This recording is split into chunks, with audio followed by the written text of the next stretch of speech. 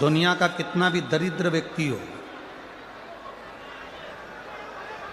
चाहे दुनिया का कोई व्यक्ति ऐसा हो जिसका कभी व्यापार चलता ही नहीं हो, उसने 50 बार बदल के देख लिया, फैक्ट्री चली नहीं रही, जिस काम को करने के लिए जाते हैं वो काम टल जाता है, आज की जगह कल, कल की जगह परसों, परसों की जगह नरसों, काम होता ही नहीं। बेटा बेटी का संबंध करने जा रहे हैं पर हो ही नहीं रहा।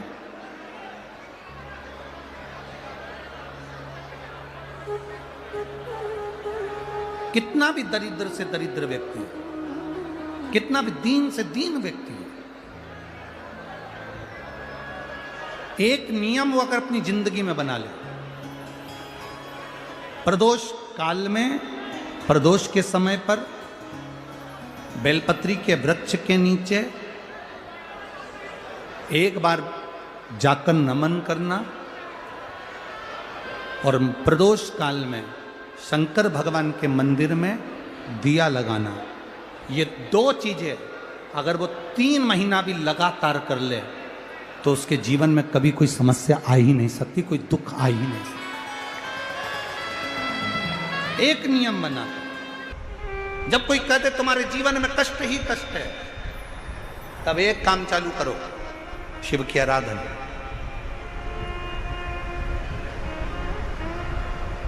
तब एक काम चालू करो, भगवान शंकर की आराधना। 3 चीजें अपना लो। पहले नंबर पर शिव जी के मंदिर में 1 लोटा जल चढ़ाना। दूसरे नंबर पर मंदिर में दिया लगा सकते हो तो ठीक है, नहीं तो एक कनेर का फूल पीला वाला, देखा है आप लोगों ने? जम के बोलो जरा। पीले कलर का कनेर का फूल एक, प्रदोष काल के समय पर अगर दीप लगा सको तो ठीक है, नहीं तो एक कनेर का फूल पीले कलर का, शिव जी के अशोक सुंदरी का स्पर्श। अशोक सुंदरी वाली जगह मालूम है ना आप लोगों को? फिर से आप समझने का,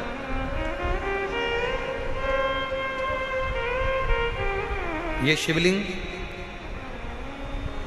जलाधारी, ये चरण, राइट में गणेश जी, लेफ्ट में कार्तिकेय जी, मध्य भाग में जो एक मोटी सी लाइन होती है वो अशोक सुंदरी का स्थान होता है। जहां पर शिवलिंग रखा हुआ है ये पार्वती जी का हस्त कमल। शिवलिंग के ऊपर जो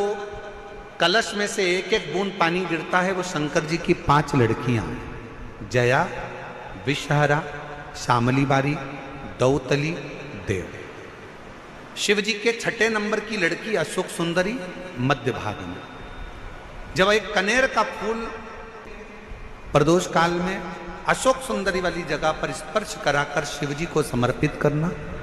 3 क्रम है, अगर बन सके तो करो। पहला 1 लोटा जल चढ़ाना। दूसरे नंबर पर अगर बहुत ज़्यादा तकलीफ की जिंदगी चल रही हो, बहुत कष्टमय जीवन चल रहा हो और सब ने कह दिया कि तुम्हारी किस्मत में तो धक्के ही लिखे हैं, केवल आप धक्के ही खाओगे, तो एक कनेर का पुष्प प्रदोष काल में अशोक सुंदरी का स्पर्श कराकर शिवलिंग पर चढ़ाओ और शिव की आराधना और दिल से बाबा को पुकारते रहो, श्री शिवाय नमस्तुभ्यं, श्री शिवाय नमस्तुभ्यं। और मेरी जीजियों, मेरे जीजाओं, मेरी बेटियों, बेटाओं, मेरी माताओं, एक बात और आपसे कहना चाहता हूं। जब आप पशुपतिनाथ का व्रत करो ना, पशुपति व्रत को अगर आप धारण करो, या सोमवार का व्रत करो, या शिवरात्रि का व्रत करो, या प्रदोष का व्रत करो, या आप शंकर जी के मंदिर में जाकर कोई उपास, कोई व्रत, कोई पूजन कर रहे हो ना, तो एक निवेदन और आज इस व्यासपीठ से करें आप लोगों के लिए। आपकी पूजन की थाली में सब कुछ है, सब कुछ। और जो आपके पास में बैठकर पूजन कर रही है उसकी थाली में अगर कोई कमी रह गई है ना, तो शिव महापुराण ये भी कहती है कि शंकर के सामने बैठकर किसी की पूजन की थाली में भी कमी मत देखो, बन सके अपनी पूजन की थाली में से थोड़ा सा सामान उसकी थाली में रख दो, प्रयास करना कि वो कमी ना देखी जाए। अगर हम भगवान की साक्षी में भी अगर कमी देखेंगे तो हमारे जीवन में कमियां बढ़ती चली जाए। हम क्यों कमी? हे गुरुजी, हमारी टेम्परेरी नौकरी है, बहुत कष्ट में हम, क्या करें हम? कहीं मत जाओ, तुम्हारे नजदीक में जो शंकर का मंदिर है उस मंदिर में जाकर झाड़ू लगाना प्रारंभ कर दो।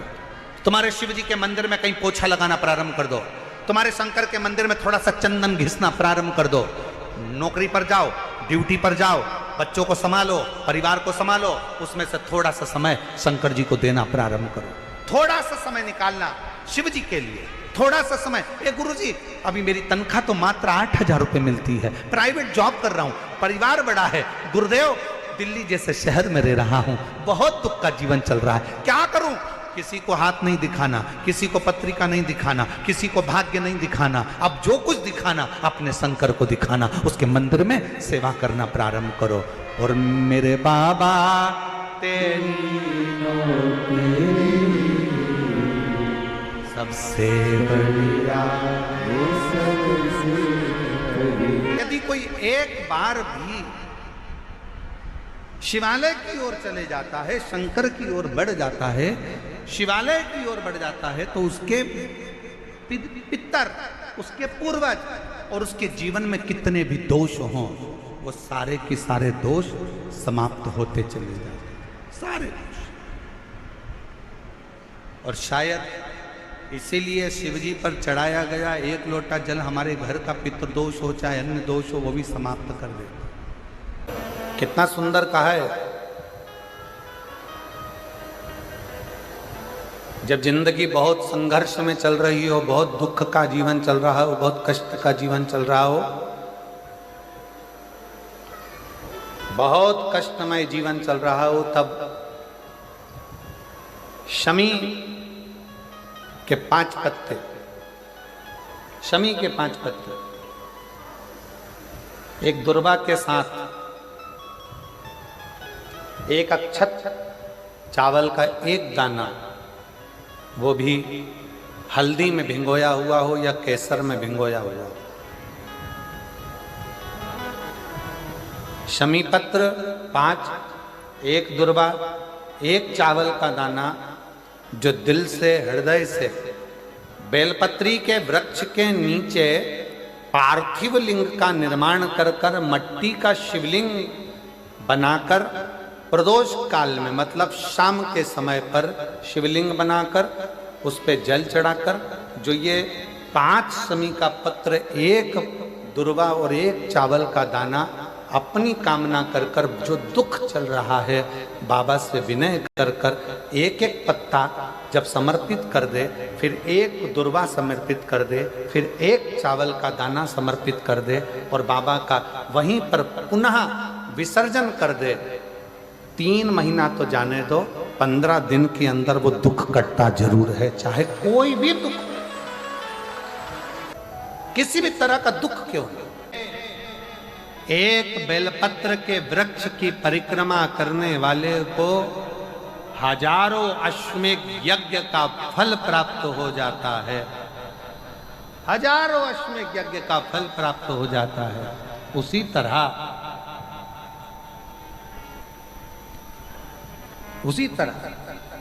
एक पार्थिव लिंग का निर्माण करने वाले को, मिट्टी का शिवलिंग का निर्माण कर कर पूजन करने वालों को 12 ज्योतिर्लिंग के शिवलिंग के दर्शन का पुण्य फल प्राप्त। बहुत ध्यान लगाकर सुनिएगा। एक बेलपत्री और उस बेलपत्री में एक चंदन की बिंदी और एक अक्षत का दाना मात्र रखकर भी अगर शिवालय पर चढ़ा दी जाती है, एक बेलपत्री, एक चंदन का बिंदी, और चंदन फिर निवेदन करेंगे। आज के जमाने में तुम लोग सब घिसा घिसाया पड़ा पड़ाया डब्बी का सामान ले लेकर, वो नहीं, चंदन की मुठिया रखो, थोड़ा सा भी घिसो, जरा सा भी घिसो, उसकी एक बिंदी और एक चावल का दाना जब हम भगवान देवाधिदेव महादेव को समर्पित करते हैं, अपनी कामना कर कर समर्पित करते हैं, तो निश्चितता है। पुराण की कथा कहती है शंकर भगवान उसका फल शीघ्र प्रदान कर देते हैं। भले आपने कुछ करा ना करा, उसका फल तुम्हें मिल जाता है। में जाना, लोटा भरकर जल समर्पित करना, और कभी तुम्हारे जीवन में अगर तुमको लग रहा है कि मैं दुखों से पीछा छूट ही नहीं रहा, तब उस जगह पर बेलपत्री के मध्य भाग में पीला चंदन, ये जो पत्ती है और ये दो पत्ती हैं, ये बड़ी पत्ती और ये बीच की जो दो पत्ती हैं, इसके बीच में जो डंडी का भाग रहता है, जो बीच में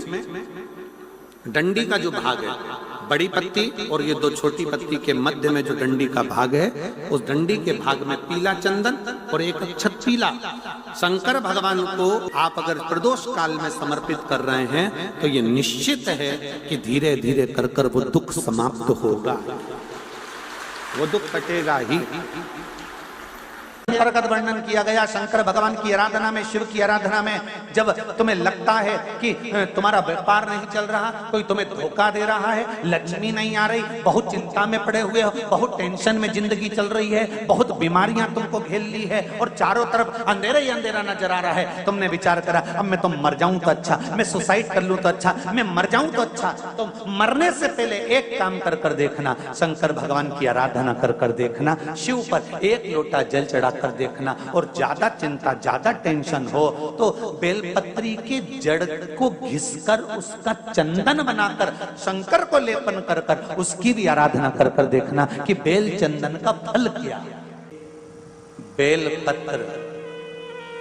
एक बेल, ये कोई साधारण नहीं,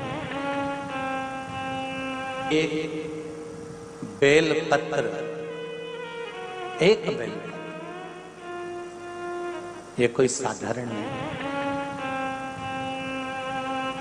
एक बेल। इसकी नीचे की डंडी से लेकर ये दो पत्तियां जहां लगी हैं, और दो पत्ती से लेकर ये बीच की जो पत्ती है उसमें जो गैप है, उसमें जो जगह है, दिख रही है आपको, ये दो पत्ती से लेकर बीच की पत्ती के बीच में जो जगह खाली रहती है, 33 कोटि देवी देवताओं विराजमान रहते हैं इस बीच की जगह में। जब शिव जी को चढ़ाया जाता है तब इस पत्ती के बीच की जगह शंकर के शिवलिंग पर रखा जाता है, तो शिव जी इतने प्रसन्न होते हैं कि मेरी स्तुति करने के लिए ये भक्त 33 कोटि देवताओं को लेकर आया है, मेरी स्तुति करने के लिए। लोग चावल लाए, लोग अंबारियां लाए, धन लाए, दौलत लाए, संपदा लाए, पर एक शंकर का भगत ऐसा होता है जो एक बेलपत्री के रूप में 33 कोटि देवताओं को, 64 योगिनियों को, आदि शक्तियों को शंकर को समर्पित करता है। कितना सुंदर संवाद है, कितना सुंदर बात कही कि भूल से भी किसी तीर्थ में नहीं गए, कहीं हमने गौदान नहीं करा, कहीं हम किसी तीर्थ में नहीं गए, हमने कहीं गौदान नहीं करा, हमने कहीं ब्राह्मण भोजन नहीं कराया, हम कहीं गंगा यमुना कावेरी सरस्वती नर्मदा छिपरा पुण्यवान नदी में हम स्नान नहीं कर पाए। शिव महापुराण की कथा कहती है भूलवश भी अगर पिपलेश्वर या बटकेश्वर किसी शिवालय पर भूल से भी अगर एक लोटा जल चढ़ जाता है तो देव अधिदेव महादेव सारे तीर्थों का फल अपने आप प्रदान कर देते हैं, भूल से भी चढ़।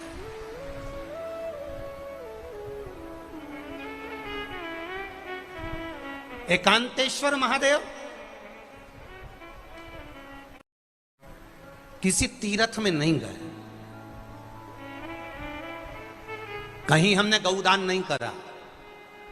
कहीं हम किसी तीर्थ में नहीं गए, हमने कहीं गौदान नहीं करा, हमने कहीं ब्राह्मण भोजन नहीं कराया, हम कहीं गंगा यमुना कावेरी सरस्वती नर्मदा छिपरा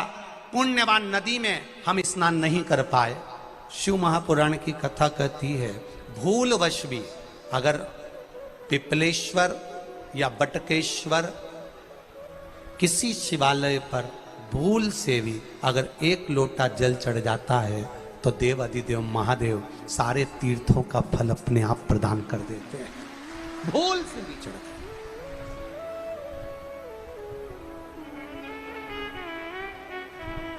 एकांतेश्वर महादेव जो कि एकांत में बैठा हुआ है, एकांतेश्वर महादेव अकेला बैठा है अलमस्त होकर। आप जा रहे हो गाड़ी लेकर, आप 4 व्हीलर गाड़ी में जा रहे हो, ट्रैक्टर में जा रहे हो, ट्राली में बैठकर जा रहे हो, क्रूजर में बैठकर जा रहे हो, 2 व्हीलर गाड़ी में बैठकर जा रहे हो, और एकांतेश्वर महादेव का मंदिर दिख गया कोई एकांत में, भले उसका नाम नहीं मालूम तुमको कि कौन सा महादेव, और अकेला बैठा है जंगल में वृक्ष की छांव में एक ओटले पर, कोई दीवार नहीं, कोई जाली नहीं, कोई गेट नहीं, कुछ भी नहीं। ये शिव मंदिर में जाकर एक लोटा जल समर्पित करती थी, और शास्त्र कहता है कि शंकर के मंदिर में अगर एक लोटा जल कोई एक परिवार का व्यक्ति भी समर्पित कर रहा है तो समझ लेना कि वो अपनी 71 पीढ़ी को पार लगा रहा है। वो अकेला नहीं, 71 पीढ़ी को पार लगा रहा है। शिव महापुराण की कथा कहती है जब बच्चा गर्भ में आता है, माता के गर्भ में जब संतान आती है और माता के गर्भ में जब संतान रहती है, उस 9 महीने में स्त्री नारी अगर कहीं